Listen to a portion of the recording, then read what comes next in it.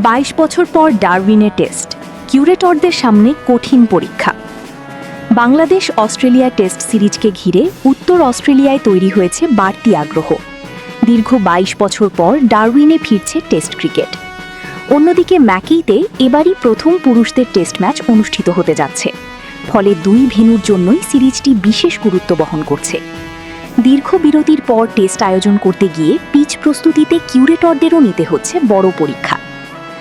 উত্তর অস্ট্রেলিয়ার আবহাওয়া ও মাঠের পরিবেশ দক্ষিণ অস্ট্রেলিয়ার তুলনায় ভিন্ন, তাই ৫ দিনের টেস্টের জন্য উপযুক্ত উইকেট তৈরি করা সহজ নয়।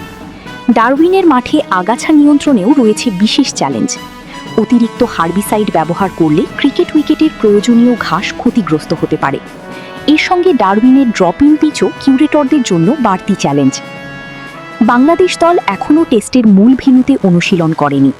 আগামী ১১ ও ১২ আগস্ট ডারউইনে অনুশীলনের পর উইকেটের প্রকৃতি সম্পর্কে পরিষ্কার ধারণা পাওয়ার আশা করছে টিম ম্যানেজমেন্ট। দলের এক শীর্ষ কর্মকর্তা জানিয়েছেন, উইকেট দেখে একাদশ সাজানোর সিদ্ধান্ত নেওয়া হবে। উইকেটে বর্তমানে ঘাস রয়েছে, তবে ম্যাচের আগে তা আরও কিছুটা কমতে পারে। এদিকে লিটন দাসের ম্যাচ খেলার বিষয়টি চূড়ান্ত হবে ম্যাচের আগের দিন, তবে তিনি বর্তমানে ভালো আছেন বলে জানা গেছে। কিউরেটরদের মতে সাদা বলের ক্রিকেটের জন্য উইকেট তৈরি করা আর ৫ দিন টেস্ট খেলার উপযোগী পিচ প্রস্তুত করা এক নয়। টেস্টে উইকেটের আচরণ ও স্থায়িত্ব সবচেয়ে গুরুত্বপূর্ণ। তাই বাংলাদেশ অস্ট্রেলিয়া সিরিজের আগে ডারউইন ও ম্যাকেইয়ের কিউরেটরদের উপর বাড়তি চাপ থাকলেও তাদের প্রত্যাশা শেষ পর্যন্ত দর্শকরা উপভোগ করবেন একটি মানসম্পন্ন টেস্ট ম্যাচ।